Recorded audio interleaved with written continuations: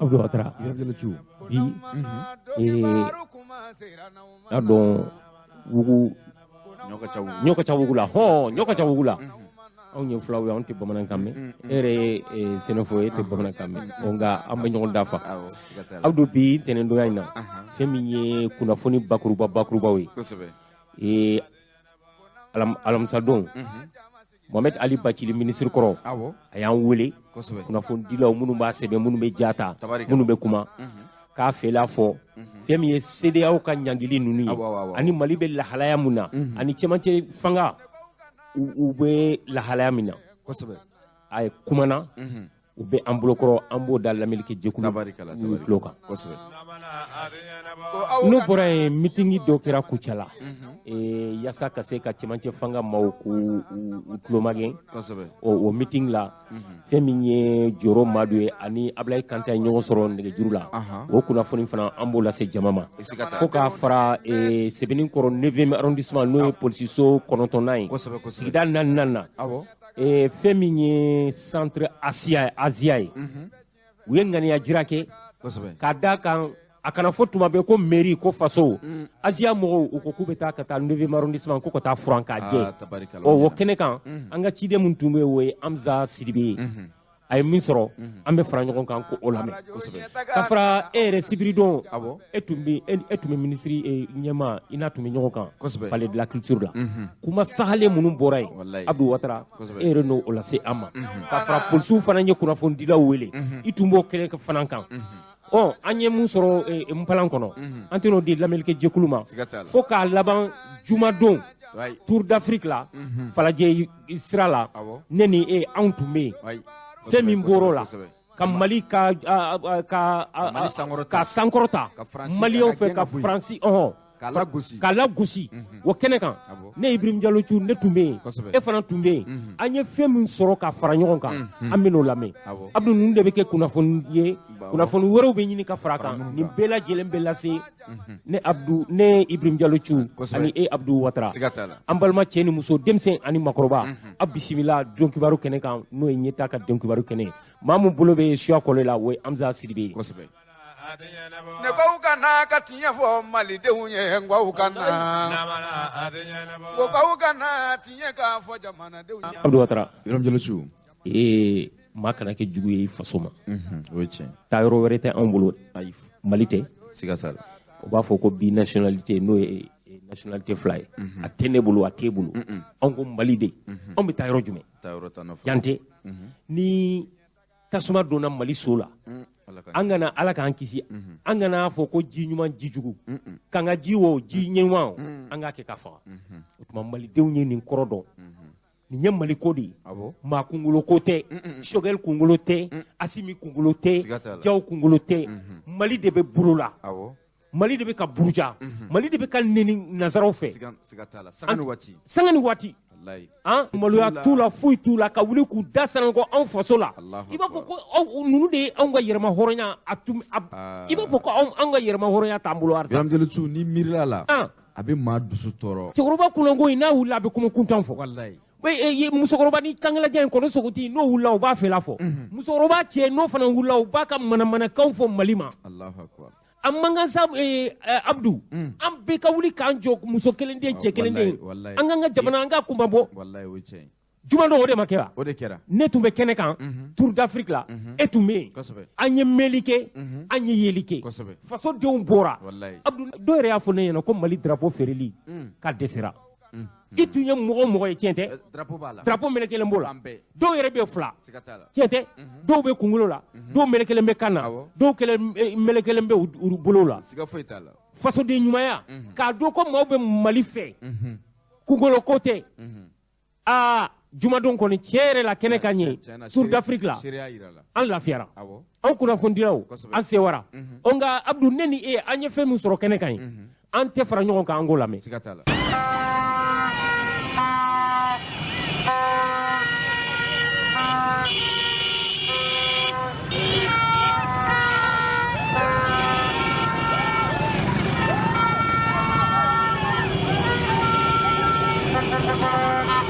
Haruna cɛ an b'i fo e bɛ bɔ min ne bɛ bɔ Tchadi e bɛ bɔ Tchadi N'Djamena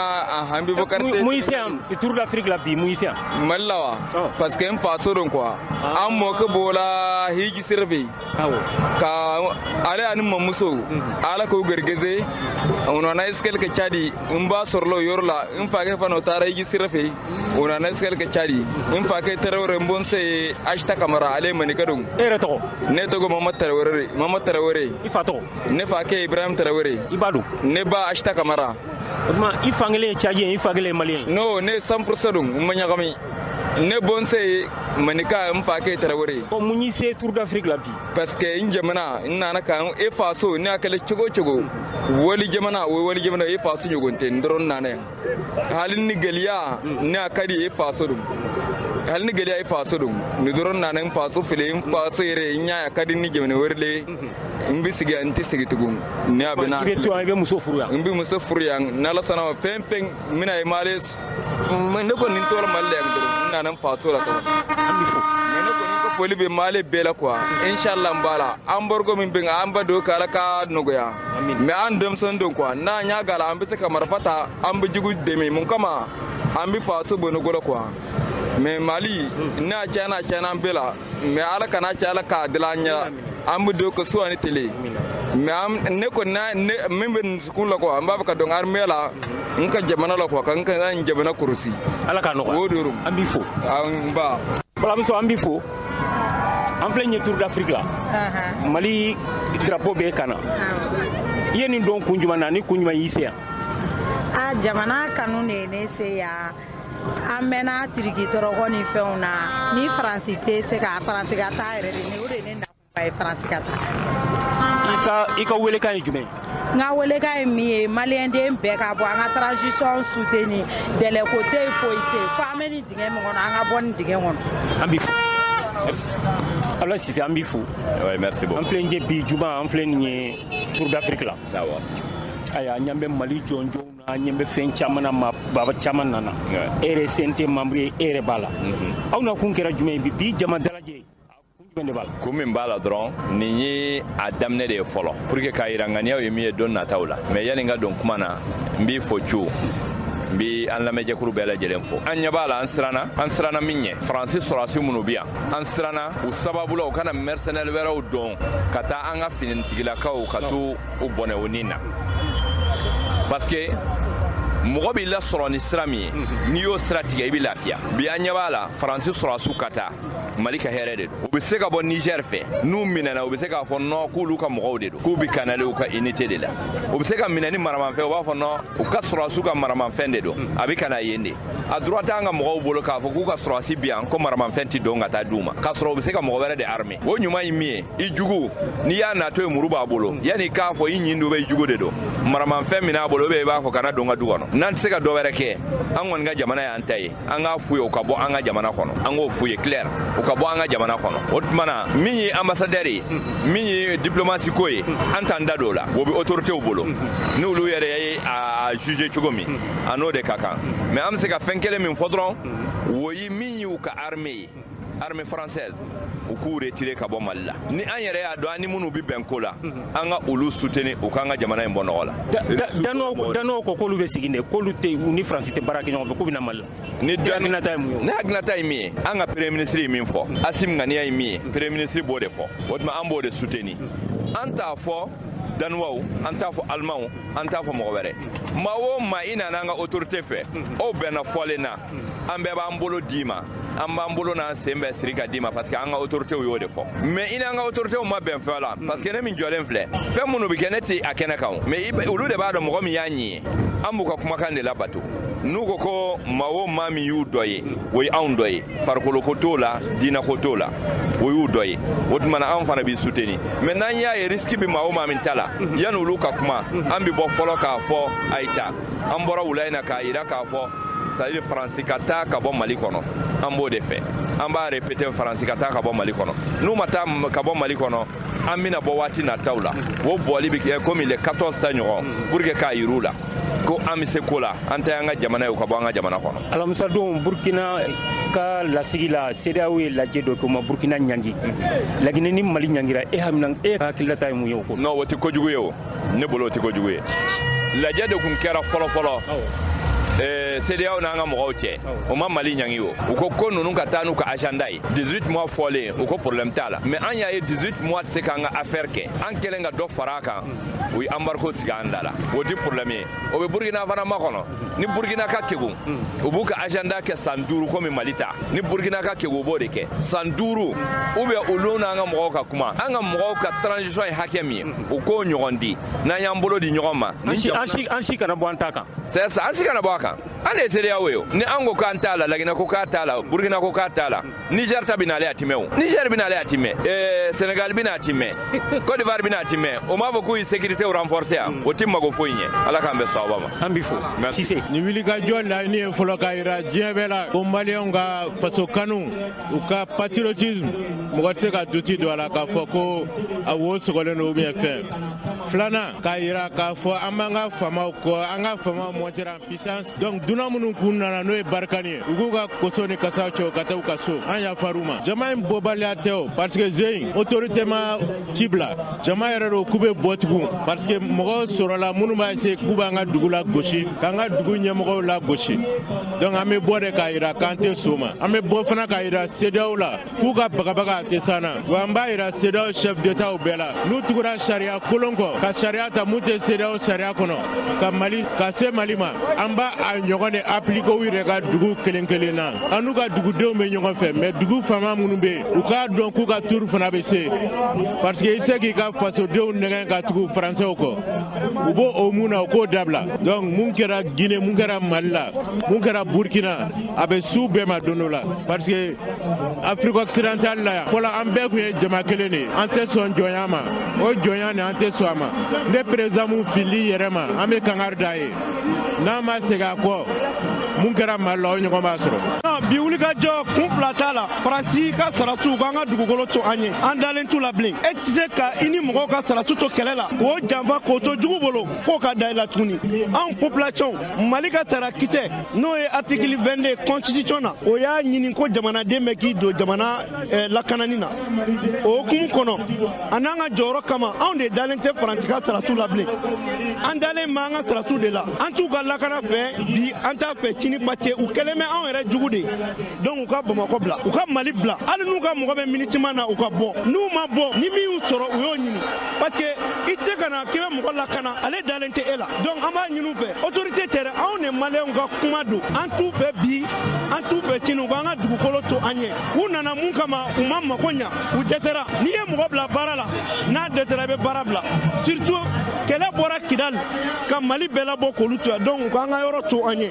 n'i ye jateminɛ kɛ faransi bɛ yɔrɔ min na u ka politiki mɔgɔw bɛ ka u ka jamana dɛmɛ o ye tiɲɛ parce que olu b'u ka jamana fɛ an dɔw ta tɛ nin fɛ o tɛ problème ye mais u ka bila u kunkolo la ko anw de ta y'an ka Mali ye wa Asimi bɛ kɛlɛ min na Mali libérali dɔrɔn tɛ dɛ a ka kɛlɛ kun ye ka farafinna bɛɛ ka hɔrɔnya an n'u ka danbe sigi u ma faransi tɛna anw mara bilen nin y'o bannen n'a y'u ja min ka di o k'o kɛ anw b'a dɔn ko faransi mago bɛ an ka dugukolo la hali n'an ti yan donc u ka taa u ka bɔ yan an b'o de nɔfɛ voilà an ka laɲini tɛ dɔwɛrɛ ye an bɛ fɛ k'a jira diɲɛ na k'a fɔ ko anw tɛ peuple fitiriwale anw tɛ fitiriwale ye maliyɛnya ye danbe de ye danbe min b'an na k'a jira diɲɛ na k'a fɔ mɔgɔ fɛn o fɛn ko degun min b'anw kan ko y'i ka degun ye anw ni bɛ ba la an ni bɛ fa la k'a jira diɲɛ na fana k'a fɔ ko yanni anw ka kɛ maliyɛn anw b'a considérer k'a fɔ ko anw ye africain i ɲɛ tɛ tour de l'Afrique nin na a n'a kɔrɔ de bɛ ɲɔgɔn na parce que bi an bɛ a jirala farafinna la k'a fɔ ko tile min bɔlen filɛ nin ye ko nin tɛ Mali tile dɔrɔn ye dɛ nin ye farafinna tile de bɔlen ye ko an bɛ fɛ ka balo an wɔsiji la k'an tɛ fɛ ka balo tuguni mɔgɔ wɛrɛw ka lɛnpo n'u ka fɛn wɛrɛw la ko an bɛ fɛ k'a fɔ diɲɛ na ko jɔnyajuru min an b'a kɔnɔna na ko anw bɛ bɔ o jɔnyajuru kɔnɔ ko k'an ka yɛrɛma hɔrɔnya ta ko anw b'a préféré ka sa Congo la an b'a préféré ka Congo to an na k'a fɔ ko anw fara ko Faransi ka échec Sahel kɔnɔna na singulièrement Mali kɔnɔna na ko san 10 k'i ma se ka fɛn ɲɛnabɔ min na k'u ka taa ko ala ka fiɲɛ k'u yɛlɛnso ye ko anw mago b'an yɛrɛ de la bi.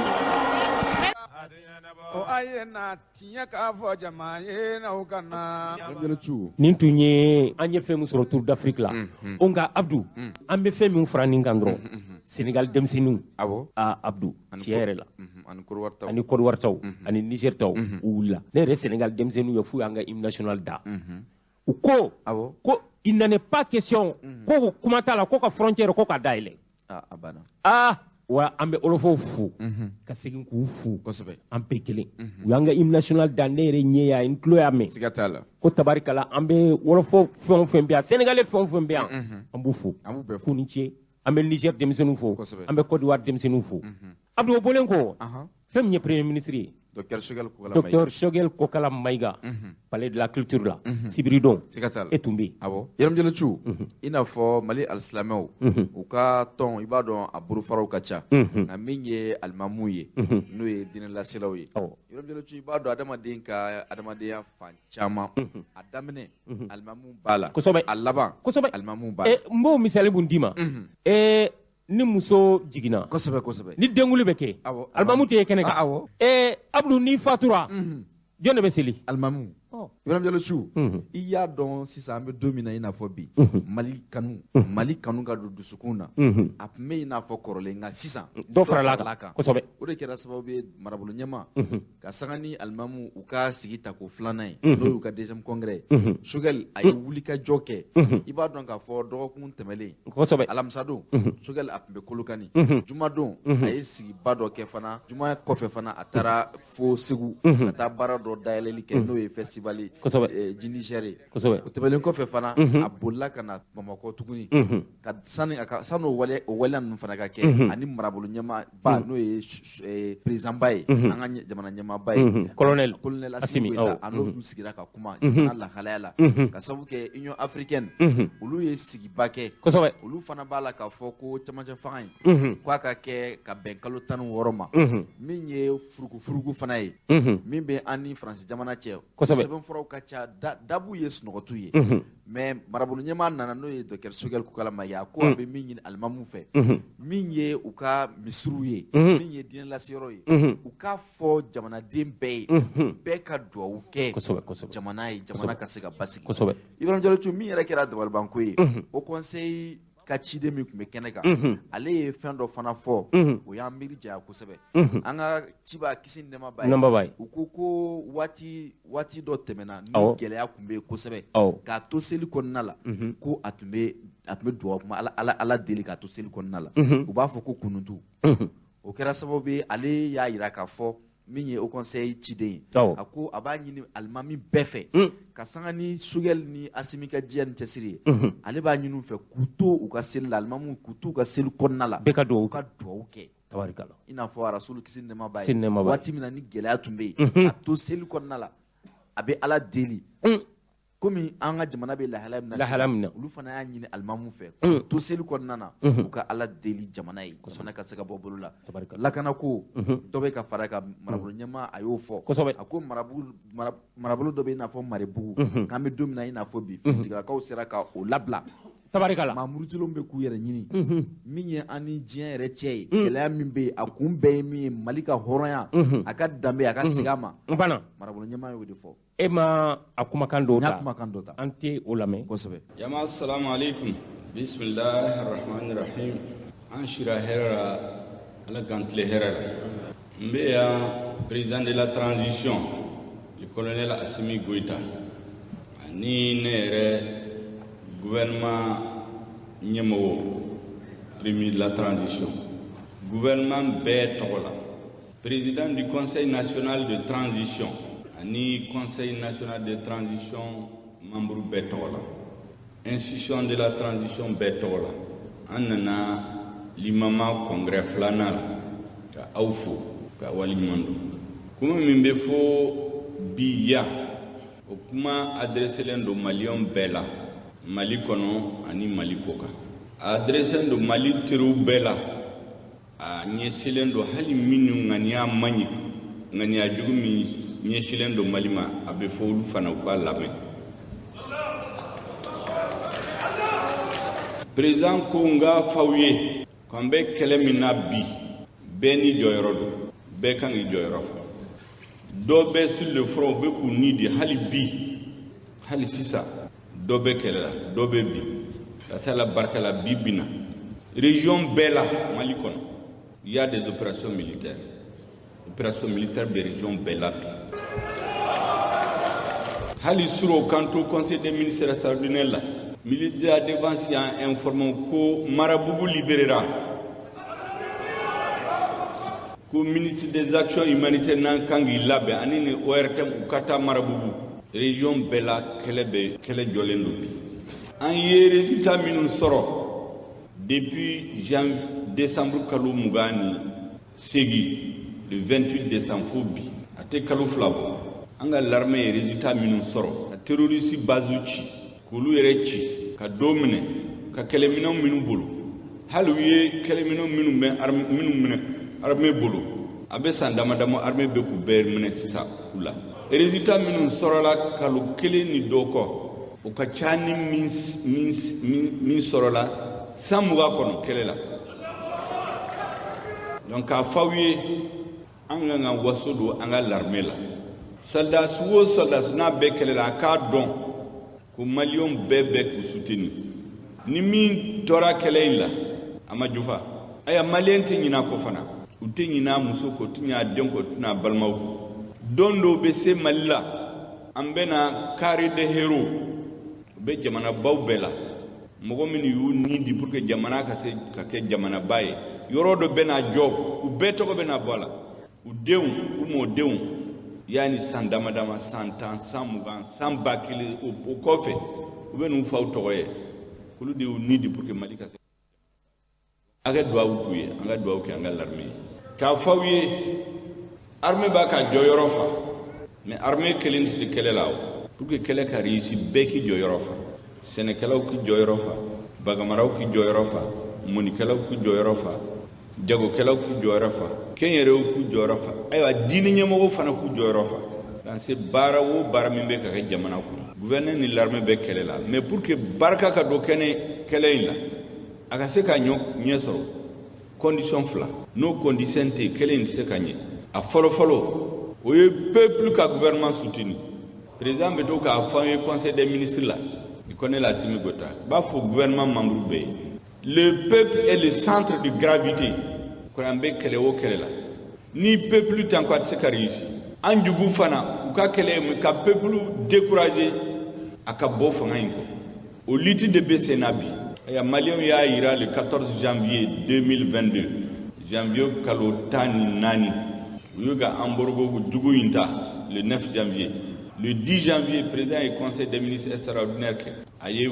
Kambla Malion Bay en 4 jours. Les nani kon Malien million nani de Boraka ira Koube Fangainko, Koube Fangain Deme. Kuma son embargo ima. Ma don sisa ni CDAO kono, président B. Mimbesika wele Kambla ka population les nani kono. Million nani kaseka boka soutenu. Ma don no baby. Katamachien Dauma. Mali be élection la be sambi sababu président Shima delika million flat teme million flaka a Shima delika ke ka soro debe kalo duru ke fangala be campagne ke dogo kum saba télé be radio be wari be di fembe be di mais a Shima teme million flaka o bayira ka fo minum ba fo ko légitimité be yoro mina peuple malien ya irawo le 14 janvier 2021 donc peuple ka soutien oui, condition folloye. Condition flana e mi duawu. Ni duawu te mina barkatala. Duawu kanga bo jamana dum befe mais akabo min fe krenkreya o ye dine nyamogodi. O ye awdi. Dine be islameo, i chrétien, i protestant. Dine sugube ni e malien de i ka duawu ke. Ala ka gouvernement indeme. Donc président ko Congo fawi abe mingi na fe bi o ye soutien ani duawu o de kama ministre kone ani jaraya foye o don ko limama bafika ye la audience du man kuma ko amase audience kanyini bese kana le lendemain you reçoit fana ayo kuma min fo fana an yere aye courage dama yo kuma min fo président fana ya me ye contrat rendu ka atla ka yetele la o ya farian o yanga soda su farin tila ka fo congrès mbeke nko nala sona congrès ni sekas ke kasoro man senjo o yorola o di kama nimi yanga programme la jetle flying jeudi ne kuntara kolokani ka docteur Sodo dail gouvernement est 1,6 milliard de investi ka docteur Sodo nsigina kana ka audience di muso jekulu doma ka audience di Afrique président yaka envoyé spécial do black anaka kuma en fait ko reçoit katla kata M5 RFP réunion là parce que sama samali do be an ñon ci kam go fara ñon ka ku hakilisi ka fuye bembalia manga do an ñon ci parce que kelen ma wo ma na bora kelen ale kelen be toy parce que peuple ñesilendo pour la victoire donc angan tega di ñoma funu mingo an ñon ci ango black RFP anga objectif atteint l'objectif c'est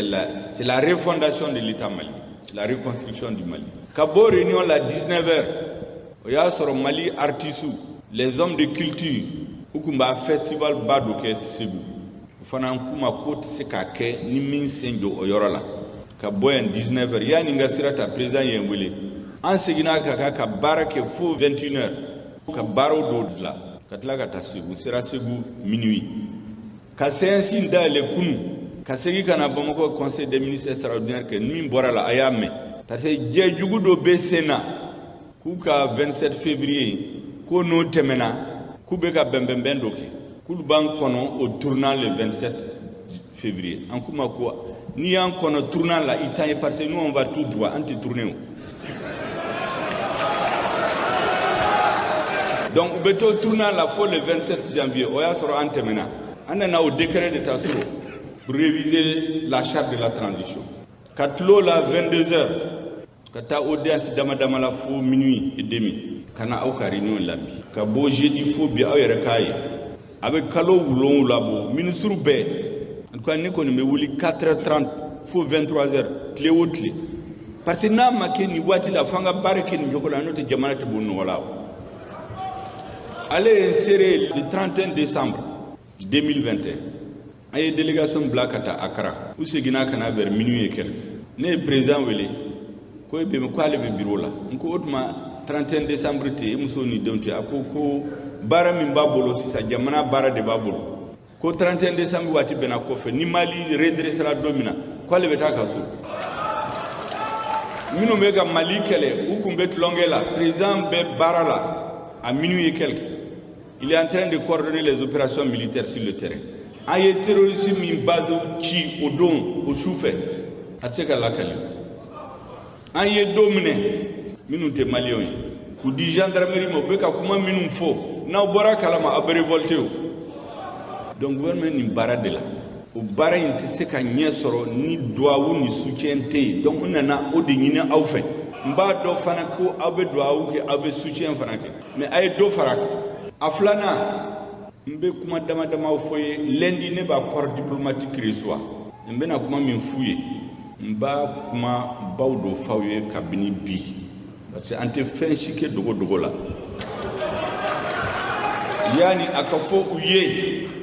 mbe ni circonstance ta ka fo malio yo kame mali tiru kame mali jugu yere kame oye muye ayo do sama mimbe ani communauté internationale tiebi oye élection koyi ko fanga élection que le 27 février ko namo ke ko an ye gouvernement illégitime irresponsable anga jamana la ba fo ko muñu ni sabali no bife be se fembela président be muñu asabal lendo atekuma en fana sabal lendo mais kuma wati sara fana be kuma président yere dondo la be kuma diplomate de tarafe o don réunion ko fe ay ñoo wa ko ni mako otuma eni ka président abe ñoo e chien joli tle kono ko muna ko ambora efe e kuma minin fawi an serafe ayo kuma kelen fa ina fo ke téléphone chama ka fo e min fo ko awte ko kalama aw ñena ko neni président ko anti serakala kuma ko gouvernement be ni gouvernement membre ta ne kuma min fuye président kuma min fu gouvernement membre be su ko kuma fuye parce que an hakina yi kele parce que an hakina yi kele farafali tala parce que nous ba fa nga jamana tien ba ko délégation bena abe permis voir avec le président voir, avec le ministre de la Défense voir, avec le ministre des Affaires étrangères voir, bébé comment on peut réunir qu'à analyser que faut nous voir comme une unité, on veut appuyer au déca que jamanachi. Autrement, on lirait d'abalibana, connaît comment il faut écouter le président, il faut connaître le téléphone chama, qu'on fouille. Donc à fois le président a comment manger, non ni comment wati sera avec comment. Aïe comment nous fouiller, nous ben à deux fera à car lundi. Ou bien qu'à faut faire une élection. Engagé fondation betui. Un coup manawe jatemineke. Ba fami ma coup d'état à kera jamana ou bella. O jamana ou bella. A be constitution suspendue. Mali la yelema kera le 18 août 2020. Constitution ma suspendue. Ou bien ka constitution suspendue. Mais pression pour ka embargo tout. Mali constitution ma suspendue mouna. Parce que min kera Mali c'est pas un coup d'état classique. Soldats le 18 août 2020, c'est des jeunes officiers, patriotes. Oui, Santani Worokasa, Tantani Segike, quelle est la coron fait 16 à 18 ans. Ni Sambi Saba ni Segibe Mogo Mimboroni, 18 ans, voilà. Amassé Samouga. Donc, Dobe Kabini Samouga Boubou Kumbe, quelle est la coron fait Janfa Minkera Mali l'armée là. Les coups de poignard, les doubles jeux, où il a payé. Ils l'ont vécu dans leur chair et leur âme. Donc, sécurité ko, Mokochite Kafoué, ou Matakala, université, ils l'ont vécu. Ou n'anaouye min kolochi. Communauté internationale, il faut gouvernement démocratiquement élu, légitime. Où il y a des Jamana Dumba Kanyon Faga, Fo Misri Dala, Kanyon Jogi, Na Kuntorola, en commune à guerre civile de là-haut. Au de Kadidoé, Kake comme Somalie, à la Barkala. Officier de sera armé la minena au job. Il faut angana ni désordre ni kaou ni guerre civile anga jamana ko. Kamugo fara ku bonyona. Mais uya kelini hakilima yo. Ma président la jaba ma dobaya ma foikala. Président Banabato uya balak ta furake. Allez à Alpha Minala domina. Aye honneur dame. Ça c'est la grandeur dame du Mali. Jamana vera luta ketaon. Président ko nere kata cérémonie présidée gouvernement togol. Katla kata so kansigi lerfla o yi malien yayo o yanga mayaye o yanga dambidi o make jamana to lawo o yi kili aflana mashima mine ka do ka so la parce e fanga encore ngodi ka soro yoro wo yoro ni coup d'état kera wo de kew amake malla donc min kera malla c'est pas un coup d'état classique mais au bekera muna parce que la nyinu do be malien fait la nyini ba saba de be nduru de be malien fait malien wulila élection législative député élection mars-avril 2020 au coffre de mangan wula jamana la donc abni mogo wula au ko angan jija élection wera mangan kana wula kwa a coffre no hakili bala 1997 mangan wulila fagali kera mawo munana kaduka sola Seydou Badiami anga hymne national sebe amnena kaduka sola à cause de la crise politique antemenoka élection kumake élection kera élection chama que on coup d'état baliou 2012 parce que là quand on sabati au 2012 on m'a analysé que problème ni jume de kanga régler pour que coup d'état kana ke tugunu ou kono no anga élection kanga élection que France président ko je ne veux pas tolérer un report élection kera wati dama ko fait coup d'état me la tugunu pourtant élection kera faut 2020 donc élection ko dronte ko nyanabo l'élection ni élira élection fait mais tout cas faut élection y mo ina faut permis min be di chauffeur kema abe dima pour ki kaseka jamana jo mais ni chauffeur ke permis so atora ka accident ke kamugo faga ka bi niveau la dongodo mi est permis da mabam na lawo fanga e jamana donde ta peuple de ta fangandi ena na baramina ni make abamine elawo parce que machita ta kalfelen do elawo ode kama kuma konou ya beke élection droit ou be fili problème minu ya ke mangan wulila jamana kono fangu nyana bo foro donc peuple e kala nyini folo e muyi angan jija élection weranga condition ke pour que élection were mangan kana bo élection la wi la nyini folo la nyini folo na e muyi mangan wulila parce que dimi de kumbi jamana dewla ko yurgu ni nganamu ay Mali kien ambe kelela wari min be voté kadi l'armée ma damadama bousig min kadi boko ola transition be ban 2013 gouvernement de transition ye jateminɛ ko pour que l'armée ka se ka kɛlɛminɛnw sɔrɔ ka Mali hɔrɔnyana danbe segama il faut 400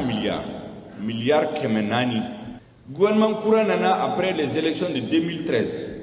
qu'il faut 1230 milliards. Il a multiplié par 3 milliards bakele, milliards kemefla, et milliards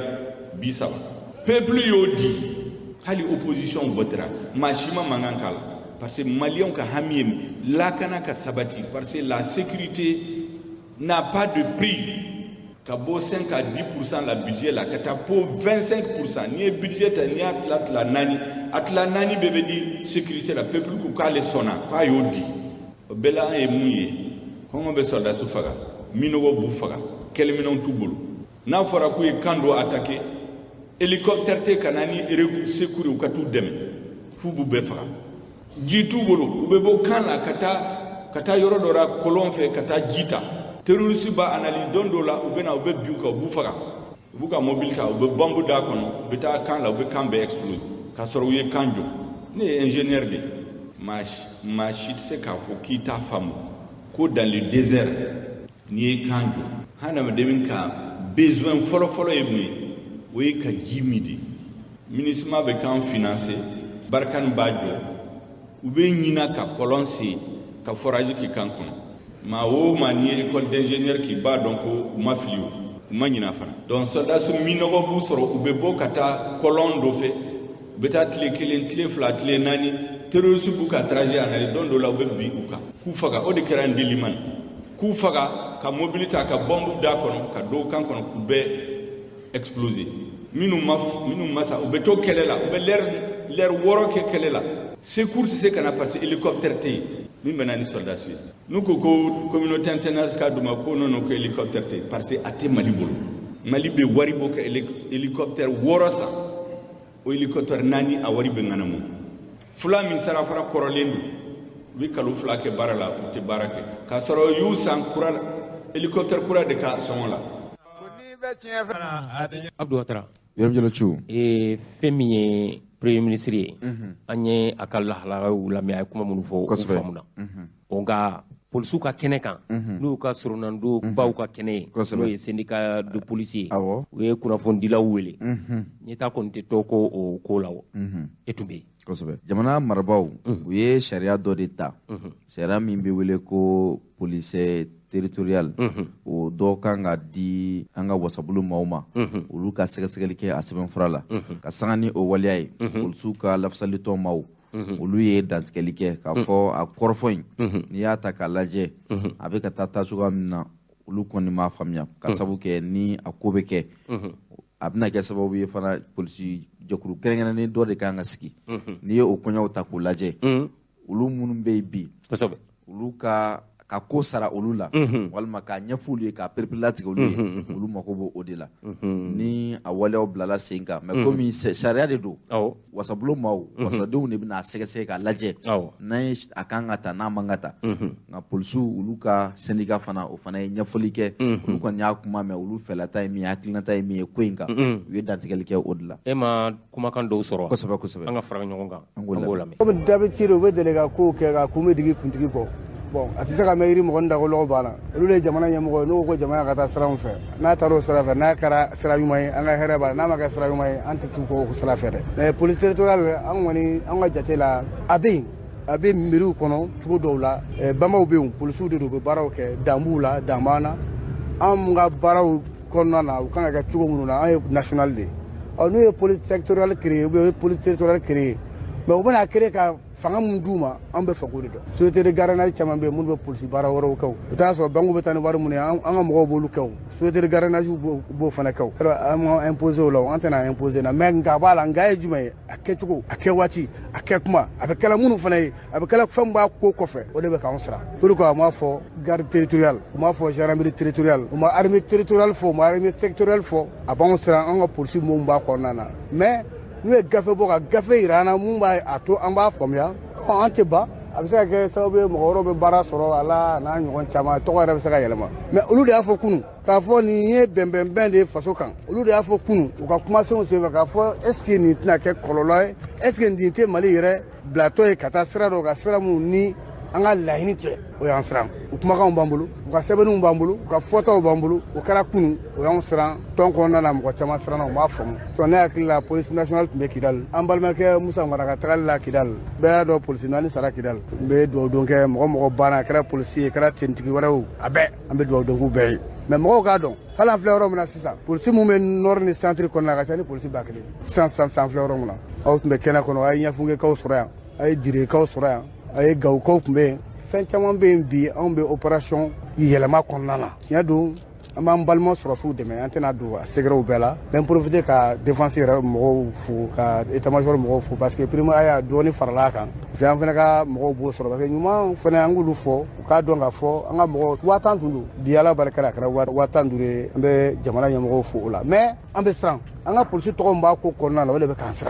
k'an siran mais n'u sera ka u ka bugulatigɛ mun kan ka fanga mun kan ka d'u ma k'a fɔ nin police territorial mais a kana daminɛ an bɛ ka siran yɔrɔ min fana ye parce que dɔw de bɛ k'a laɲini kɛ a mɛnna u bɛ k'a fɔ pourquoi u bɛ k'a fɔ pourquoi u tɛ se ka yɛlɛma dɔ don a kɔnɔ pour que mairie kɔnɔna na sécurité minnu bɛ yen polisi minnu bɛ mairie kɔnɔ u bɛ ka baara min kɛ pourquoi u tɛ se k'olu ladege pour que a tɛ k'o ye f'u k'u nɔrɔ nin na kirikiri hali ka taa kuma fɔ diɲɛ wɛrɛ fan wɛrɛ fɛ a b'anw siran o tuma na an bɛ kuma ninnu fɔ k'an tɔ to an kɔni kunnafoni mun kɔni b'anw bolo a bɛ se ka kɛ an bɛ fili ka da an ka tiɲɛ de kan mais n'u bɔra k'a fɔ an ye komi an jugu tɛ u fana jugu t'an ye n'u y'an wele sini k'a fɔ an ye aw m'a faamu jamana ye nin kɛ jamana ka nin nafa de b'a kɔnɔ anw fana b'a fɔ anw fana tun banna ou bien a tun man d'anw ye k'a sababuya kɛ nin siranya de b'anw na n'a fɔra kutalakaw k'u ka polisi sigi kumantukaw k'u ka polisi sigi national bɛ yen danfara min b'u ni ɲɔgɔn cɛ u k'o fɔ an ye dɔrɔn kɛlɛko tɛ an b'a kɛ ni dimi fana kuma ye mais a bɛ mɔgɔ siran an ɲɛ bɛ ko taabolo la a n'a bɛ ka bɔ mɔgɔ minnu da olu tun ka baara tun ye jumɛn ye jamana kɔnɔ kunun ka ɲɛsin jamana ma o de ye kuma ye nafama yɔrɔ ye o tuma na an bɛ an tɔ to an ye fɛn dɔw fɔ ɲɔgɔn ye an tɛ n'o fɔ bɔlɔlɔ kan tɔndenw bɛnna ko dɔw kan an ye sɛbɛnni ko la n'o ser'u ma don min na jama ta de ye Sénégal ni jama ye mun fɔ an bɛ baara ko de kan an bɛ an réserver dɔɔni yanni an ka papiers ka s'u ma parce que ni Ala sɔnna a ma an kɔni an bɛ février la an ka laɲini minnu bɛ ni ko dɔw kɛra kuma ninnu bɛɛ kɛ kun ye de a ka don kulo kunnadiw da daɲumanw ka don a la mais nous on va agir syndicalement dans les jours à venir mais an bɛ se ka a bɛ faamu yanni papiers ka sɔrɔ an b'aw yɛrɛ wele an b'aw yɛrɛ fo an y'o baara kɛ rapprochement police population n'a ka polisi cɛ an yɛrɛ ka tɔn ye mun don o la bɛrɛ taa 5 millions cɛ wa an b'a fɔ a daluya b'an bolo mɔgɔ ma bɔ gouvernement kun dɛ o bɔra anw yɛrɛ an ye wari 200 minnu fara ɲɔgɔn kan an ye nɛgɛsoboli min organisé dugu 50 ni ɲɔgɔn cɛ mais an ka ye 1,20 ni 20 de bɔ an ka tɔn kɔnɔ k'o kɛ mais ka polisi feere Sénégal fana ka baara o ye parce que n'i ye kuma jugu fɔ an ka mɔgɔ dɔ ma ou bien an ka tɔnden dɔ ye waleya dɔ kɛ waleya min man ɲɛ an b'o fɔ an b'a fɔ karisa ye nin kɛ a man ɲɛ bon n'an fana bɛ ka ɲuman minnu fana kɛ an b'a ɲini olu récompense fana u ka kan ye o diyagosa ye baara jamakulu ɲuman bɛ yen kolon bɛ yen e na anw an ye tournée kɛ ɲɔgɔn fɛ don tɛmɛnenw la an taara Kayi an taara Sikaso an gɛrɛla mɔgɔw la an kumana an ye ni ɲɔgɔn kɛ dugu wɛrɛw la mun tɛ Bamakɔ ye k'a fɔ mɔgɔw ka gɛrɛ an na numéro vert an bɛ faamaw fo département tun y'o bila 80 00 11 15 n'i mago bɛ fɛn o fɛn la maliyɛn tɛ dénonciation kɛ o de ye problème ye ne ni Kulubalakɛ ka so bɛ ɲɔgɔn kɛrɛfɛ n'i y'a fɔ sini ma sinikɛnɛ ma est ce que n'a bɔra a kalama olu fana gɛlɛya b'an kan jamana caman b'an kɛrɛfɛ parce que anw yalala an taara yɔrɔ caman olu fɛ yen olu ka fanga yɛrɛ ye dénonciation de mais anw fɛ yen an t'a fɔ de f'a ka kɛ tiɲɛni ye ko ni tun y'a dɔn ale tun ka taa premier arrondissement na an ka taa fɔ o b'a sɔrɔ a kɛra tiɲɛni ye u ka da an na anw dɔrɔn tɛ an n'an baarakɛɲɔgɔn an bɔɲɔgɔnko tɔ minnu bɛ yen an ka numéro vert bɛ yen n bɛ tila k'a dɔn ma n'i y'a fɛn fɛn wele 24 heures sur 24 mɔgɔw bɛ sɔrɔ ka dɛmɛ don i ma cogoya mun na o kumana kunnafoni aw de ka anw dɛmɛ o la parce que renseignement ani information danfara b'u cɛ information de bɛ yɛlɛma ka kɛ renseignement ye mais information bɛ bɔ aw yɔrɔ o bɛ traité yɔrɔ wɛrɛw la yɔrɔ minnu n'an tɛ se k'o fɔ bɔlɔlɔ sanfɛ ni anw yɛrɛ fana y'a sɔrɔ an bɛ taa misiriw la an bɛ taa églisiw la an bɛ taa bannikɛyɔrɔw la an bɛ taa denguli yɔrɔw la an bɛ marasiw jɔ ɲɔgɔn fɛ an bɛ fɛn caman kɛ carré kɔnɔ jamana kɔnɔna n y'a fɔ n ko jamana an mamuso ka fisa ni minnu fa ye olu bɛ k'an nini k'a fɔ k'u bɛ Mali buruja Mali tɛ buruja dɛ an fana da b'an kun ɲa tiɲɛ tɛ n'i faso bɛ bolo la n'i faso bɛ ka buruja i yɛrɛ bɛ bɔ i bɛ kuma o tuma Tour d'Afrique meeting don o tɛ juma ye ne tun bɛ yen o waati kelen na kucalakaw olu fana bɔra k'u bɛ transition u b'a fɛ bi u b'a fɛ sini wa u b'u dɛmɛ kucala kɔni ma cɔngɔ la an b'u fo miyankaw o tuma fɛn min ye Ablaye Kanta ye ale ye Joro Madu sɔrɔ nɛgɛjuru la fɛn min ye meeting bannen Joro Madu malotigi Joro Madu ye kumakan min fɔ an ka fara ɲɔgɔn kan an k'o lamɛn ka sanga bɔliba min labɛnna yirawolo maaw fɛ min ni a kɛra tudafiriki la an fɛ Bamakɔ yan. O wagati kelen na min ye kucalakaw ye olu fana bɔra ni ka caya ni ka jama lajɛraba kɛ. Jama lajɛrɛ min ni a kɛra u ka bɔlɔnbɔlɔn na bɔlɔnbɔlɔn min ni a ɲɛsinen filɛ u ka tiribili yɛrɛ ma. Nin don in na kucala maabaw caman yɛrɛ kɛnɛ kan ye minnu n'u y'u ka dɛmɛ ni dɛmɛ ni ka ɲɛsin furancɛla fanga ye o ma. O maa ninnu dɔ ye Joro Madu ye. Ale tun bɛ Mali jagokɛlaw olu ka soba o tɔgɔla Kucala. Wa Joro Madu min ye sɛnɛkɛla don kɛnyɛrɛye cakɛ tigilama fana don. Nin don kofɔlen na a don fini o de tun ye Mali finitigilakaw olu ka fini ye. A ye sira min sɔrɔ kɛnɛ kan ye olu filɛ nin ye. Ne tɔgɔ ye Elayi Mohamed Dawuda Jara nka bɛɛ b'a fɔ Joro Madu quoi. N ye opérateur économique ye n ye sɛnɛkɛla ye. Ne bɛ nin ko in na depuis transition sigila n b'a la ka Asimi dɛmɛ n b'a la ka dɛmɛ position bɛɛ lajɛlen la n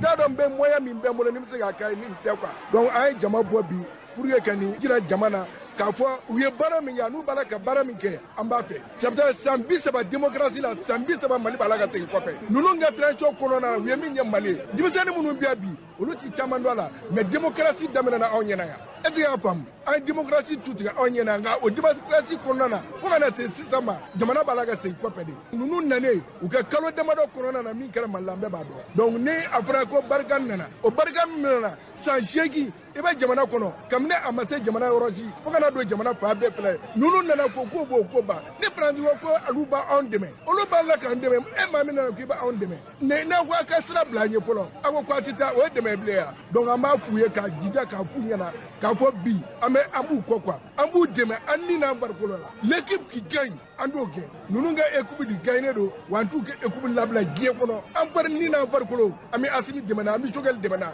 mais ça tabu quoi. Welekan laban jumɛn bɛ fɛ ka se Asimi yɛrɛ n'a ka transition ma sisan. Ne bɛ min fɔ Asimi n'a ka transition ye a kana siran a kana yira jamanaden dɔ de bɛ bɔ k'a kɛ Paul Kagame filɛ nin ye bi a bɛ cogo di ne b'a fɛ ale ka transition kɔnɔna na fo mɔgɔw ka bɔ jamana wɛrɛ ka na baara kɛ yan n b'a dɔn k'a fɔ a bɛ se ka kɛ ne b'a dɔn jamana bɛ hukumu min kɔnɔ bi 10 ans walahi ni jamana in b'a la ka taa taabolo min kɛ mɔgɔ an ka maliyɛnw bɛ taa baara kɛ yɔrɔ min na olu mɔgɔw bɛ na baara kɛ yan nɔ donc an mago b'u la u k'u jija u kana siran u kana yira cɛya tɛ fila ye diɲɛlatigɛ tɛ fila ye mɔgɔ tɛna cɛ fila diɲɛ on est prêt à lui aider an bolo an nafolo an ka nafolo n'an ni n'an farikolo. ko n'i bɛ tiɲɛ fɛ arajo ɲɛ. Yɔrɔmjɛlɛ Cu. An bɛ to Kucala. Fɛn min ye Joro Madu ye an y'ale ka kumakan mɛn sisan. Kosɛbɛ kosɛbɛ. Nka fɛn min ye Kucala mairie ye a tun bɛ komi i b'a fɔ ko siyɛkulukulu a tun bɛ sugu kɔnɔ a ka dɔgɔ a koronnen don. Awɔ. Nka maire n'o ye Omar Ba Dambele a n'a ka cɛdenw ka fara a ka secrétaire général kan n'o ye Modibo Kulubali u y'u jija ani Kucala population bɛɛ lajɛlen. Kosɛbɛ. So tɛ se ka jɔ musaka kɔ u ye Kucala mairie kura u y'a jɔ. Tabarikala. Kuma dɔn ko Tunaso sira la quartier kura de don. Awɔ. Fɛn min ye anw ka radio jama jigi yɛrɛ ye Yaku ka radio o b'o kin de la. O don mairie kura a kurumu tigɛra ministre de l'administration territoriale colonel Ablaye fɛ alamisa don maire côté. Tabarikala. Nka anw y'a mɛn tuma min anw fana m'an ni sigida lajɛ an ye maire wele nɛgɛjuru la k'a ɲininka musaka minnu donna mairie na a bɛ yɔrɔ min Omar Ba Dambele a ye fɛn min fɔ an ka fara ɲɔgɔn kan. Monsieur le maire. Oui. I Dambele. Awa Jalo. I Dambele. Jalo. Awa Kucalakaw. Tɔɔrɔ sura. Awa ka mairie maaw dun. Baasi t'o la. Ayiwa monsieur le maire Omar Ba Dambele an y'a mɛn ko mairie tun bɛ sugu kɔnɔna na a koronnen tun don ko yɔrɔ kura ko kurumu karila. K'aw yɛlɛmara. Ministre Ablaye Mayiga taara a kurumu tigɛ. An bɛ se k'a dɔn mairie a bɛ Kucala fa min fɛ. Bon fɔlɔ ye n bɛ fɔlɔ ka bɛɛ lajɛlen fɔ ka lamɛnbaa jɛkulu bɛɛ lajɛlen fɔ. Tabarikala Dambele. Awa alamisa don le 3 an ye kurumu karili kɛ. Awɔ. Ni ministre de l'administration territoriale ye. Mairie nin a bɛ Tonaso. Tonaso. Ne ye Tonaso ye Kucala quartier de ye. Awɔ. A bɛ kulu sanfɛ. Ka bɔ kulu sanfɛ Tonaso. Monsieur le maire an bɛ se k'a dɔn musaka min donna Kucala mairie na ani a musaka a bɔra min juru don wa yala a wari bɔra aw yɛrɛ de ka wagane kɔnɔ. Musaka min donna la. Miliyɔn 378 ani dɔɔnin. Mais a belebeleba bɔra. Awɔ. Partenaires financiers n'o ye coopération suisse ye. Awɔ. O ye miliyɔn 300 ani 44 ani dɔɔnin. Tabarikala. Kucala ye miliyɔn 30 ani ani sawani wa kan biduru o ye kucala ye awo sojo sara bora pavaji bora sira bora équipement bara clôture bara ali courant transport ni poto mun samara ka bɔ fɛn na ka na o bɛɛ b'a kɔnɔ tabarikala parce que o bɛɛ kun bɛ yɔrɔ min na fɛn kun ka gɛlɛn tabarikala monsieur le maire ɲa dɔn ira dɔn aw tun bɛ sugu la o kɔrɔnen don sisan nin na bɛɛ lajɛlen kɔni bɛ bureau sɔrɔ n ko bɛɛ lajɛlen kɔni bɛ bureau sɔrɔ yen mairie baarakɛla bɛɛ bɛ ka bureau sɔrɔ yen wa a fɛrɛlenba de don bon a fɛrɛlenba don mais halisa dɔɔni b'a jɛ parce que an y'a plan dilan depuis 2005 dɔw kan ka yɛlɛ a sanfɛ o sanfɛla b'a jɛ n'an yɛrɛ bɛ ka dabali tigɛ o y'an yɛrɛ wɔsi an bɛ se k'o kɛ aw bɛ se k'o kɛ aw yɛrɛ ka wari la o bɛna daminɛ tile fila yɛrɛ la tabarikala an bɛ se k'a dɔn mairie kura in a bɛ hectare joli de don a kɛnɛ hectare joli hectare saba don parce que hectare saba don yɔrɔ min ko la o bɛ hectare fila bɔ mais ɲɛfɛla la jardin municipal b'an bolo espace dɔ bɛ ɲɛfɛ o kan ka kɛ jardin municipal ye ko dɔ fana bɛ kɔfɛ o ye bois place ye donc a bɛ schéma directeur kɔnɔ depuis 86 Omar Badamele an b'a jira lamɛnnikɛ jɛkulu la ko e ye Kucala maire ba ye an ka i ka kuma kuncɛ kuma sani an b'o fɔ kɔɔri a ɲana wa ɲinan kɔɔri ko a bɛ cogo di kɔɔri tilalen bɛ fila ye a ɲana dɔw bolo a ma ɲa dɔw bolo Kucala kɔni mara la parce que an tun bɛ min kan an ma se k'o sɔrɔ dɔɔni y'o jɛ nka laɲini mun tun bɛ ka kɛ o sɔrɔla laɲini tun bɛ ka kɛ CNDT fɛ n bɛ se ka fɔ o surunyɔrɔ la o sɔrɔla fɛ mais hakɛ forotigiw ma hakɛ sɔrɔ ka se o sago ma min tun bɛ ɲini foro kɔnɔ monsieur le maire i ka kuma kuncɛ kuma ye jumɛn ye ani i ka welekan bon n ka kuma kuncɛ kuma ye min ye komi i kumana mairie ko kan maire jigi ye population ye donc halisa an bɛɛ ka bolo di ɲɔgɔn ma k'an ka taxes ni fɛnw sara pour que sigida bɛ se ka taa ɲɛ cogo min na a filanan ka bolo di ɲɔgɔn ma pour que bɛn bɛ se ka sabati mali bɛ niveau min na an bɛɛ ka ɲɔgɔn minɛ kɔnɔkulu pour que jamana ni basi ka na kosɛbɛ parce que n'i y'an ka mali lajɛ ba kelen don an bɛɛ de ye kelen ye an kan ka tɛgɛ di ɲɔgɔn ma pour que jamana ka basigi kosɛbɛ monsieur le maire Omar Badamele an b'i fo an bɛ i ka secrétaire général n'o ye Modibo Kulubali ye an bɛ Modibo Kulubali fana fɔ an bɛ mairie agent bɛɛ lajɛlen fo kelen tɔgɔ la o diyara n ye i Danbele awara donc baara in ye bɛɛ ka baara de ye tabarikala mairie mɔgɔw ka baara don dugumɔgɔw ka baara bɛɛ jɛ baara de don donc an tun bɛ kɛnɛ min kan an bɛɛ ka hɛrɛ de don kosɛbɛ sigida ka hɛrɛ don mara ka hɛrɛ don région an kɛra région kura ye région yɛrɛ ka hɛrɛ don an ka foli ye kɛrɛnkɛrɛnnen an bɛ ministre fo parce que a nana an ka kɛnɛ honoré o diyara an ye fana kosɛbɛ an bɛ foli d'a ma an bɛ foli di gouvernement ma an b'a di président de la république ma an bɛ foli di bɛɛ lajɛlen ma tabarikala maa ma sera kɛnɛ nin kan n bɛ profite ka foli di o bɛɛ lajɛlen ma maa ma ye tabarikala i Danbele merci Diallo merci ka ɲɛtaa maaw yɛrɛ fo merci ni Ala sɔnna ba merci de la communication merci Danbele ne ko ka na ka tiɲɛ fɔ malidenw ye n ko ka na Abdou Ouattara yɔrɔ dɔ cu i b'a dɔn jamana kɔnɔ a bɛɛ kana to ko fo État k'a kɛ kosɛbɛ hali i b'a ye maaw sigilen bɛ te min na wuluwulu dinga falen don ko non ko ni mairie ma n'a kɛ ko anw t'a kɛ aw dun tɛ TDR sara taxe de développement local 600 1er janvier fo 31 décembre 600 wuluwulu falen don u b'a fɔ ko maire k'o labɔ a laban na u n'a fɔ ko Assimi yɛrɛ ka taa wuluwulu labɔ tiɲɛ tɛ maa si t'i magwa maa si t'i baara kɛ bɛɛ ye dugu to yen a nɔgɔlen ni hukumu kɔnɔna na sa Asia maaw n'o ye centre Asia maaw olu ye hakilina ɲuman sɔrɔ u kana bɛɛ to mairie bolo u kana bɛɛ to État bolo u y'u ka furannaw ta an'u ka bureauetiw k'u bɛ taa commissariat 9 na n'o ye 9e arrondissement ye ka to Senoya sigida 4 Sɛbɛnnikɔrɔ o kɛnɛ kan anw fana y'an teliya ka maa ci o ye Amza Sidibe ye Amza Sidibe ye fɛn min sɔrɔ commissariat furanni kɛnɛ kan ye an ka fara ɲɔgɔn kan an k'o lamɛn. Mon père Ibrahim Diallo Thiou Abdou Ouattara a y'a fɔ cogo min Sɛbɛnnikɔrɔ ka bɛn ni sibiri ye février kalo tile 5 Sɛbɛnnikɔrɔ lakanabo n'o ye polisiso ye 9e arrondissement kalanyɔrɔ min bɛ an fɛ Sɛbɛnnikɔrɔ n'u b'a wele ko Marquez Asia a karamɔgɔw ni a kalanden somɔgɔw u ka jɛkulu ka fara kalandenw kan u bɛɛ farala ɲɔgɔn kan k'a kɛ kuluba kelen ye ka bɔ Marquez Asia kɔnɔ ka taa Sɛbɛnnikɔrɔ polisiso 9nan ka a sanuya a kuru kɔnɔna a kow n'o ye portes ye finɛtiriw dugumalaw ɲɛgɛnkɔnɔnaw k'a bɛɛ lajɛlen k'a furan u sego damayira la k'a jɛ a kɛnɛ kan anw tun be yen tele ɲɛta arajo ɲɛta baara bannen kɔfɛ polisiw y'u ka nisɔndiya jira min sɔrɔla olu filɛ nin commandant de police Ishaka Ba baaraw bannen kɔfɛ an ka ɲininkali sera ma nisɔndiya jumɛn bɛ aw la nin baara kɛlen in na Ishaka Ba ye min fɔ o filɛ nin a diyara n ye kosɛbɛ école franco arabe asia nana an fɛ yan bi ni t'u siɲɛ fɔlɔ ye ka na vraiment an b'u fo nin baara in na u bɛna jɛya mun na an ka yɔrɔ la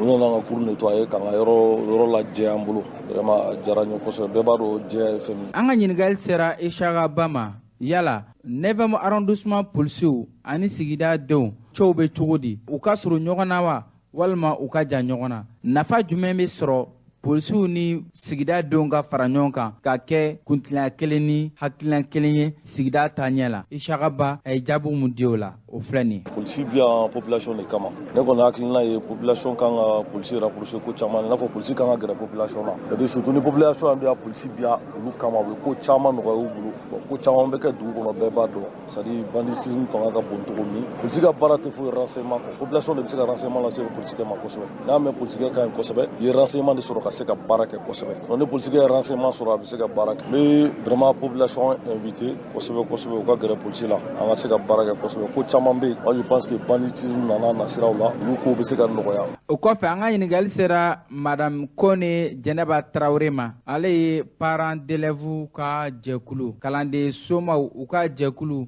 o wari marala ye ale ye n'an ko ma ko trésorière aw ka bi wulikajɔ ka na Sebenikɔrɔ polisiso kɔnɔ 9e arrondissement aw bɛ mun fɔ lamɛnnikɛlaw ɲɛna hakilina jumɛn nana ni baara in kɛli ye min y'an bila n na parce que d'abord association des parents d'élèves an ka laɲini ye min ye an y'a bila an kun na denmisɛnnin jamana ka ɲɛtaga a bɛ lamɔ de bolo denmisɛnnin ye lamɔ ani kalan ye donc o de y'an wuli an bɛ association in kɔnɔ donc an bɛ baaraw kɛ an bɛ collaborer ni école ye an bɛ collaborer ni écoledenw ye an bɛ collaborer ni service ye yala aw ka baara in polisiw u nisɔndiyala wa u y'a yira n na k'a fɔ k'a diyar'u ye bɛɛ ka ni ɲɔgɔnna kɛ an kɔni ka laɲini ye min ye nin waleya in a ka walankata Mali fan bɛɛ lajɛlen na walasa denmisɛnninw ka lamɔ ka sabati u ka dɔnniya ka sabati jamana ka ɲɛtaga b'o de la sanuya ye koɲumanba ye e bɛ mun welekan lase kalandenw kalanyɔrɔtigiw ha ka diya jamana yɛrɛ den bɛɛ walasa an bɛ se ka dumɛn bɛɛ saya kan cogo min na ne bɛ min fɔ denmansaw ye surtout an musolakaw sanuya bɛ anw de bolo an ka an sen don lamɔ la kosɛbɛ kosɛbɛ k'a daminɛ duw kɔnɔ ka na sigidaw la ka na karew kɔnɔ ka na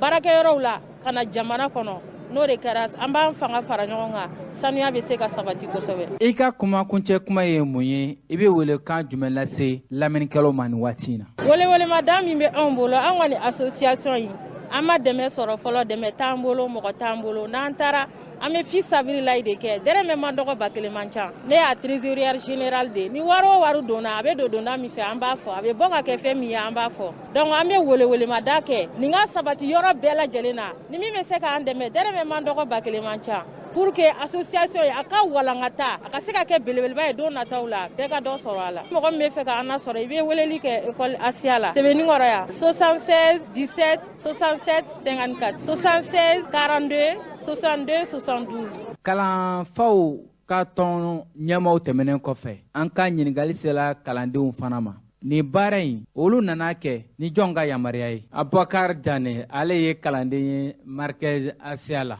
a ye min fɔ ni baara in kun kan o filɛ nin ni an parents de ka yamaruya ye k'an ka na commissariat saniya an ka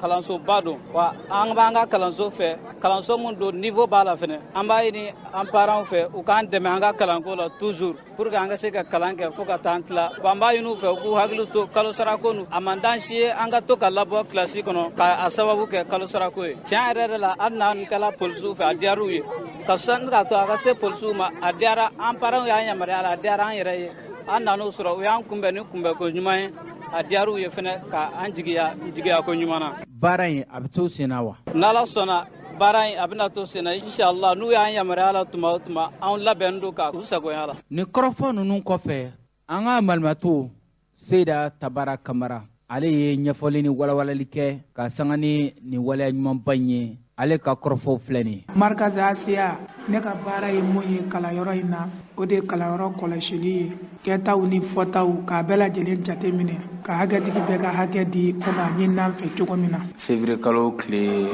5 n'a bɛnna arajaba kalo tile 3 ma aw ye wulikajɔ ni hakilinan dɔ ta aw ni kalanden somɔgɔw a bɛ fɔ ma ko association des parents d'élèves ka taa Sɛbɛnnikɔrɔ polisiso 9nan ka taa a sanuya ka porte ko ka cour kɔnɔnaw furan hakilina jumɛn nana ni nin baara in bilalen sen kan. alhamdulillah rabbil alamin wa salatu wa salam ala rasul ko min ye an bila a la komi alakira b'a fɔ kisi ani nɛɛma b'a ye ko saniya o ye limaniya tilancɛ ye ka tila k'a fɔ ko saniya ko bɔra limaniya la ko nɔgɔ ko bɔra sɛtanɛ la n'an ye denmisɛnninw na kala la kalanyɔrɔ la f'an ka bɔ n'u ye ka baara kɛcogo yira u la du kɔnɔna la k'an ka kɛ cogo min na kɛnɛmana la k'an ka kɛ cogo min na hali service daw la baarakɛ daw la k'an ka kɛ cogo min na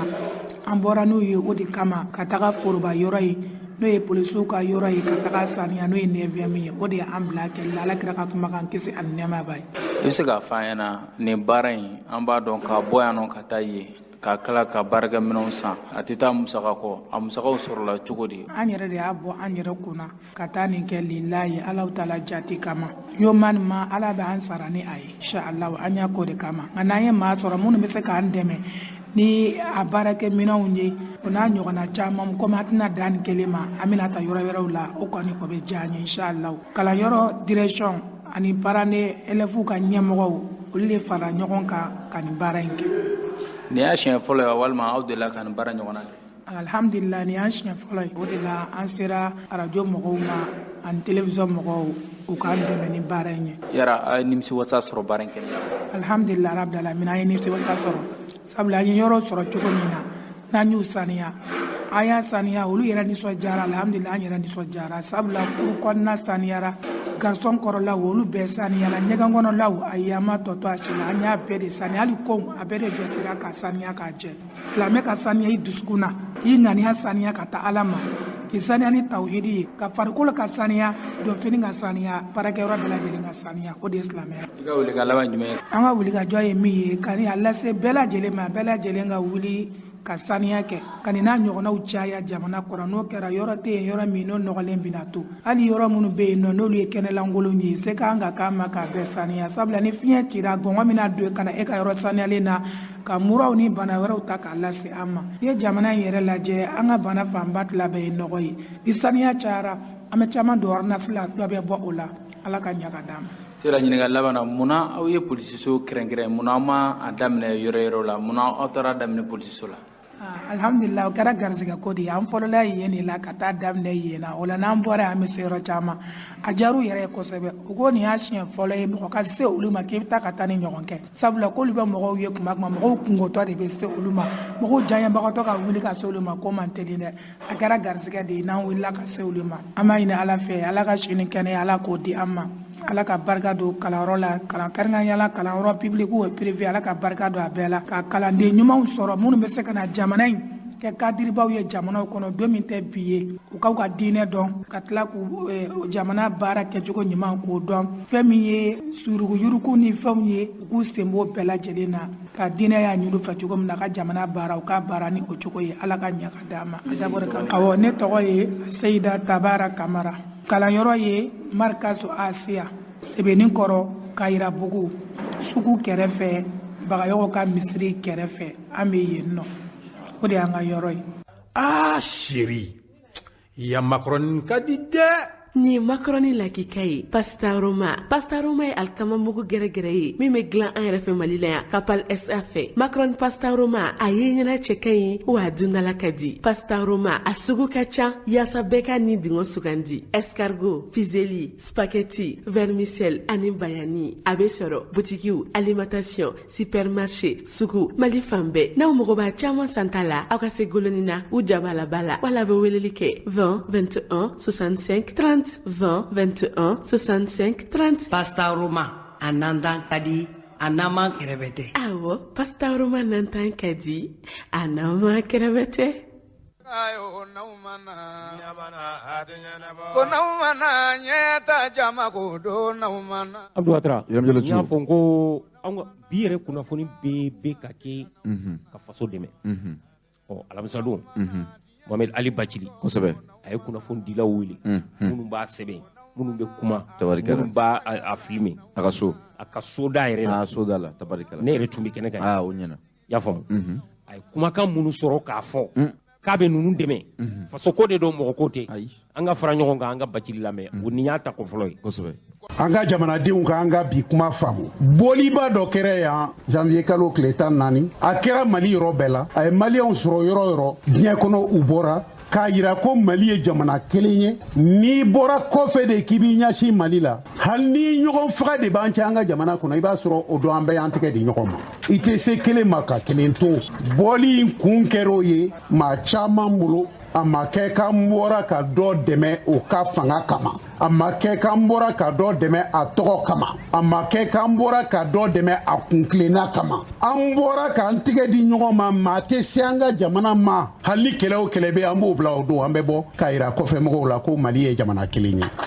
an bɔra ni o hakilina ye halisa an ni kɔfɛmɔgɔw ka kuma mana na o hakilina ka to an na an boli ta bali an ni ɲɔgɔn cɛ n'an sigira an ni ɲɔgɔn cɛ k'an ka ɲɔgɔn ɲɛ lajɛ ka tiɲɛ fɔ ɲɔgɔn ye ni mun tɛ bɛn an k'a fɔ tiɲɛ kan ni mun bɛ bɛn an k'a fɔ tiɲɛ kan mun ye Mali sɛgɛn k'a ta Modibo tile la k'a se bi la politique ye fɛn o fɛn fɔ ko ka mara bila o sira kɔnɔ olu bɛɛ kɛra Mali la o ni partiw do o créera ni élection do o kɛra ni présidentigiw do o kɛra ni député tɔmɔ do o kɛra ni maire ta do o bɛɛ kɛra o de ye politique sira ye ka se ka jamana mara a bɛ fɔ o ma démocratie nka an y'an teriya k'a fɔ démocratie et état de droit ko sariya jamana o yɔrɔ de ngalon b'an kɔ o de gɛlɛya b'an kɔ o de tɔɔrɔ b'an kɔ kabini Modibo Keyita fo k'a bila an bɛ don min na i ko bi an ka jamana ma kɛ sariya jamana ye tile kelen ni mun bɛ fanga la o sago bɛ kɛ o don n'i bɛ fanga la i ka kuma bɛ kɛ tiɲɛ ye n'i ye tiɲɛ fɔ n'i tɛ fanga la i ka kuma bɛ kɛ ngalon ye i bɛ nɛni an ka jamana b'o de kɔnɔ an siranna tiɲɛ ɲɛ ka ba tiɲɛ ma sariya bɛ tiɲɛ de ko fɔ sariya bɔra jamana kɔnɔ dɔɔni dɔɔni sariya tɛ yen tugun yɛrɛ sagokɛ de bɛ yen ni ne Bachili y'o fɔ dɔw b'a fɔ u bɛ plainte kɛ n kan u bɛ se k'a kɛ mais o de ye ne hakilina ye Mali sariya ko la n b'a fɔ hali sini kɛlɛ tɛ n'an ma segin sariya kɔnɔ hali san 100 don o don coup d'état ni mankanw bɛ wuli an cɛ parce que mɔgɔ b'i ka hakɛ de ɲini i ka diɲɛlatigɛ kɔnɔ i ka hakɛ jɔn b'a kɔlɔsi ni sariya tɛ ni sariya tɛ se ka maaw ka hakɛ kɔlɔsi o tuma jurumu bɛ caya dɛ dusukasi bɛ caya dɛ dusukasi laban bɛ na ni mun ye a bɛ na ni muruti ni ban ye o de don il est temps que an k'o fɔ donc état de droit t'an fɛ yan donc n'an bɔra k'a fɔ an bɛ maaw kɔ an bɛ gouvernement kɔ an bɛ Mali kɔ gouvernement in natuma u tun ye an hakili sigi sariya ko la u tun wulila dossier baw nɔfɛ a kumaw sumayara kojugu transition in tun ka kan ka taa ni sariya bolo ye état de droit k'a ɲɛɲini Mali kɔnɔ a tun bɛ fɔ ko jugew sara ka dɔgɔ a fɔra wari caman faraliw sara kan président ko k'u k'i hakili to état de droit la ko ni état de droit tɛ k'a tɛ marché dɛ mais halisa président ka continuer k'a fɔ puisque an minnu bɛ baara la comme avocat an ɲɛ b'a la dɛ foyi tɛ ka marché il vaut mieux k'an ka tiɲɛ fɔ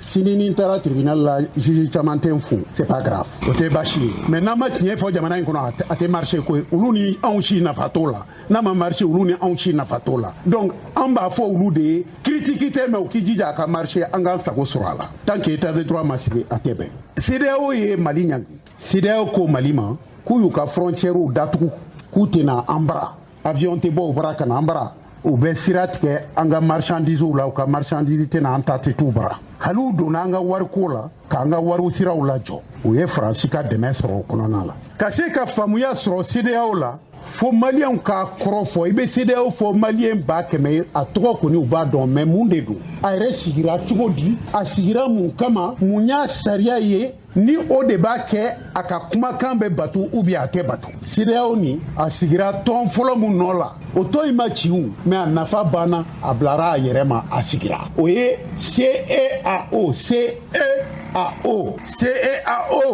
o de ye an ka farafinna tilebi fɛ o jamanakuluw ka tɔn tɔn in ma ɲɛsin kunkilenna la dɛ a ɲɛsira jamanaw ka tɔnya la dɔrɔn jamana dɔw donna a kɔnɔ tubabuw ye farafinna tilebi yanfan jamana minnu mara olu dɔrɔn de y'o tɔn sigi o sigilen kan wɛrɛw bɛ fɔ farafinna tilebi yanfan fɛ farajɛkanw na tubabukan bɛ yen angilɛkan bɛ yen pɔrtigɛkan bɛ yen nin bɛɛ bɛ yen o jamana tɔw ko a farafinna tilebi yanfan fɛ sigi an n'aw tubabukan fɔla jamanaw anw gunnen bɛ ɲɔgɔn na n'aw ye jɛkulu dilan o tuma aw b'anw sen bɔ o jɛkulu la o tɛ farafinna tilebi yanfan ye dɛ o kɔni tɔ kɛra tubabuw ka marakɔrɔw ka jamanaw ye Ghana président Nigeria président olu wulila u ye tɔw kuma ɲɔgɔn ya Bamako yan u nana ko ka CEDEAO créer CEAO o de tun bɛ yen CEAO o banna a kɛra CEDEAO nin kɔrɔ ye mun ye nafa an kana kɛ jamanaw ka tɔn ye dɛ an ka kɛ an ka jamanadenw ka nafa sira ɲiniyɔrɔ ye communauté économique an ka jɛ sɔrɔ la nafa la an ka jɛ sigi o de ɲinini kan an ka jamanadenw ɲɛ aw ta y'a politikilama ye CEDEAO an ka jamanadenw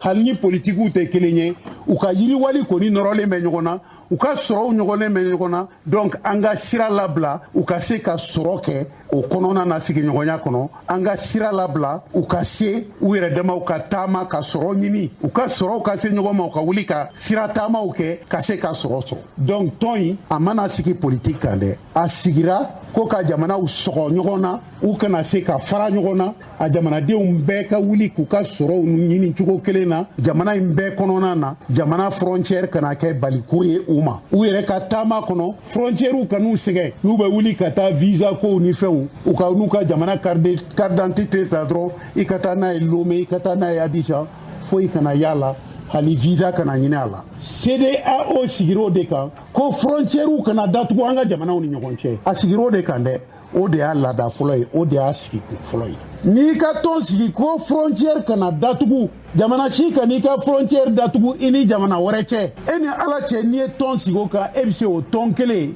ko n'i bɛ ɲangini k'o la k'i b'a sɛbɛn o kɔnɔ k'i bɛ frontière datugu jamana ye n'i ko ko jamanaw ka frontière ka labila ni mankan wulila i t'o frontière datugu tugun dɛ puisque aw sigira frontière labilali de kan aw sigira de k'a fɔ frontière ninnu kana datugu cogoya si la ko jamanadenw kana sɛgɛn cogoya si la jamanaw ka politikɛlaw kɔnɔ u ka se ka taama u sago la u ka se ka ɲinini kɛ u sago la u ka sɔrɔw ka sɔgɔ ɲɔgɔn na foyi kan'o bali frontière kan'o bali CEDEAO a sigikun y'o de ye o de y'a furancɛ ye ani CEAO cɛ bɛnkan mun kɛra Bamako yan a fɔra de ko CEDEAO jamanaw k'u ka frontièrew a kana datugu u ni ɲɔgɔn cɛ a ka dayɛlɛ u ni ɲɔgɔn cɛ u ka jamanadenw ka taama kana bali frontière ka k'o sababu ye u ka jamanadenw ka sɔrɔ kana bali frontière ko y'a sababu ye a sigikun y'o de ye a laada y'o de ye a kunkilenna y'o de ye a b'i komi sisan n'i ko k'i ye silamɛ ye a dulɔ tɛ min jɛnɛya tɛ kɛ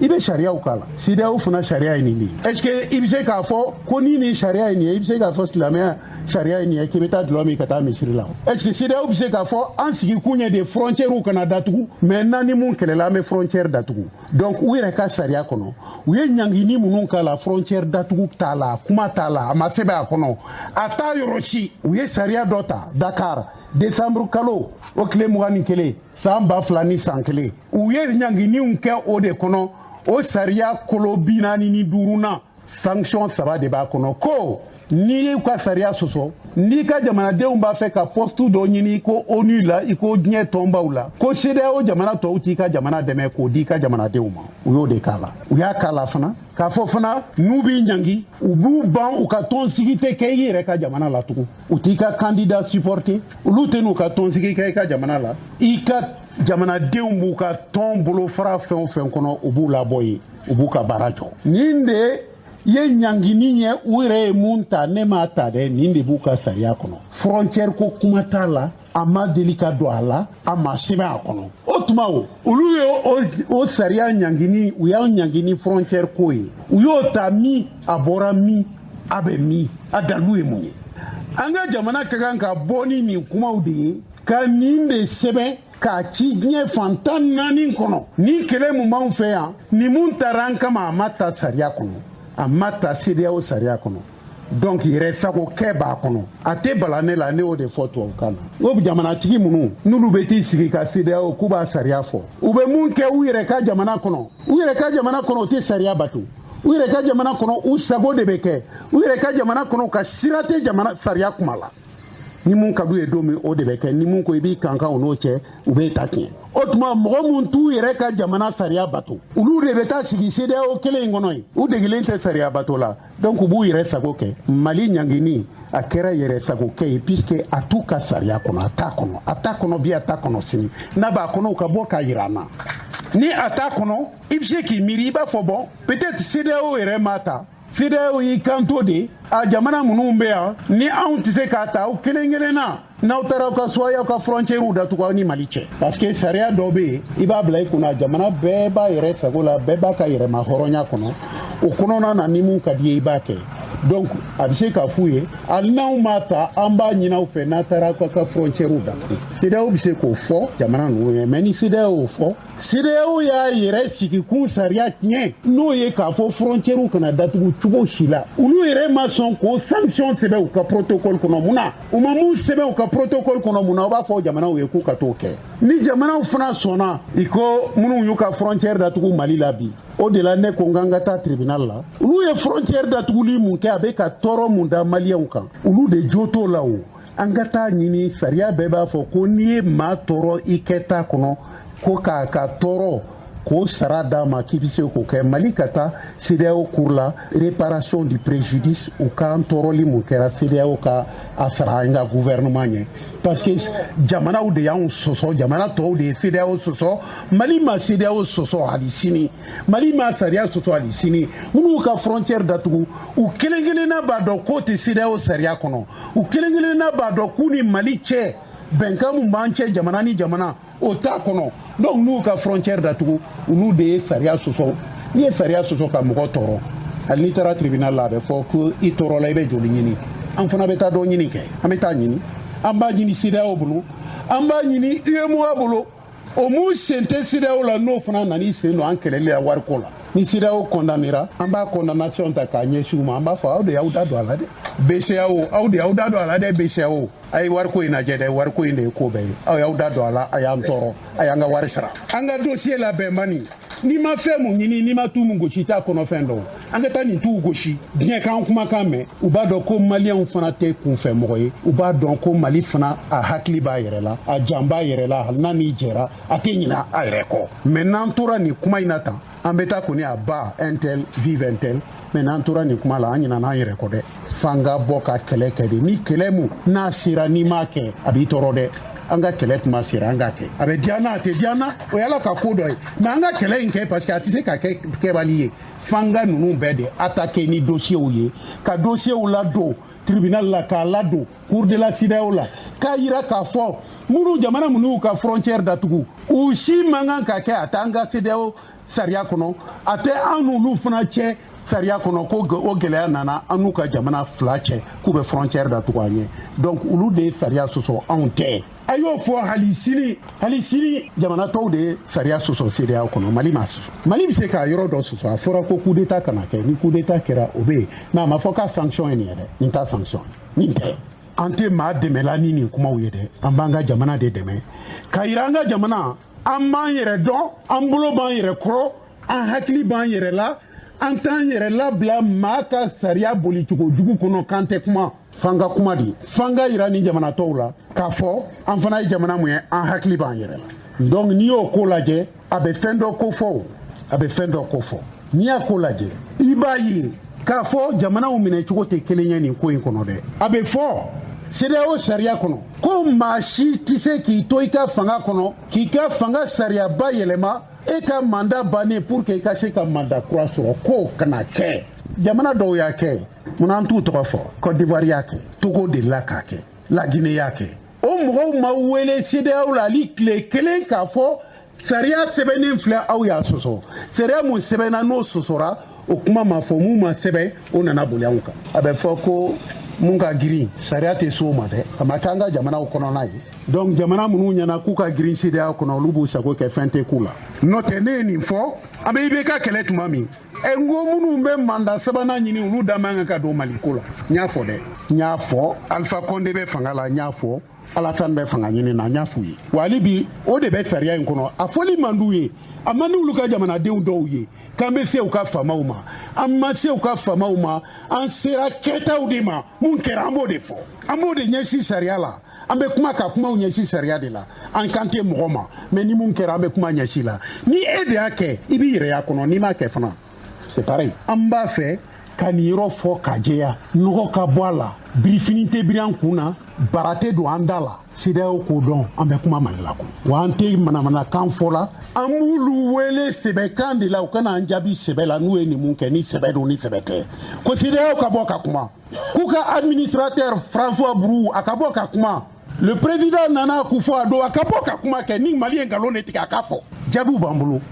sɛbɛnni bɛ yen an k'a fɔ an ma foyi kɛ k'a ye ka bin an kan an b'o de kɔnɔ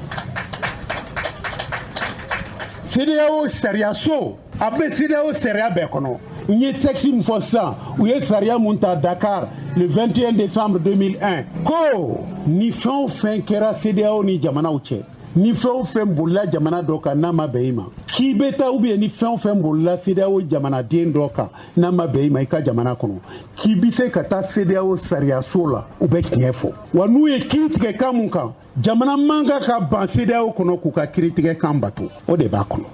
Côte d'Ivoire élection laban na u ko Guillaume Soro tɛ kɛ candidat ye Guillaume Soro a taara CEDEAO sariyaso la Abuja a ko n ka jamana b'a fɛ k'i ban ko n tɛ kɛ candidat ye an dun ka sariyaw la tant que kaso dalen tɛ n kan tant que n ma nɔ minɛ ka taa n bila n tɛ kaso la fɔlɔ foyi ma ne kiiri k'a fɔ ne nɔ bɛ nin na ni n ko n bɛ n présenté u man kan ka ban u dun bannen filɛ ko n tɛ kɛ candidat ye CEDEAO sariyaso ye kiiri tigɛ u ko Côte d'Ivoire i jo t'a la an bɛɛ bɛnna la k'o kana kɛ an ka jamanaw kɔnɔ o tuma Guillaume bila a k'a ka candidature don wajibi don droit b'a bolo a ka kɛ candidat ye o kuma jaabi mun taara fɔ Côte d'Ivoire ye Côte d'Ivoire ko an tɛ bi an tɛ sini ni CEDEAO y'o de fɔ o tuma anw yɛrɛ t'a ka sariya bato tugun mɔgɔ minnu ko CEDEAO ma an t'i ka kiirikan bato an t'i ka sariya bato olu bɛ taa wele ka sigi k'u kana Mali janki kuma ka ca dɛ a b'i komi n'i ye zon wele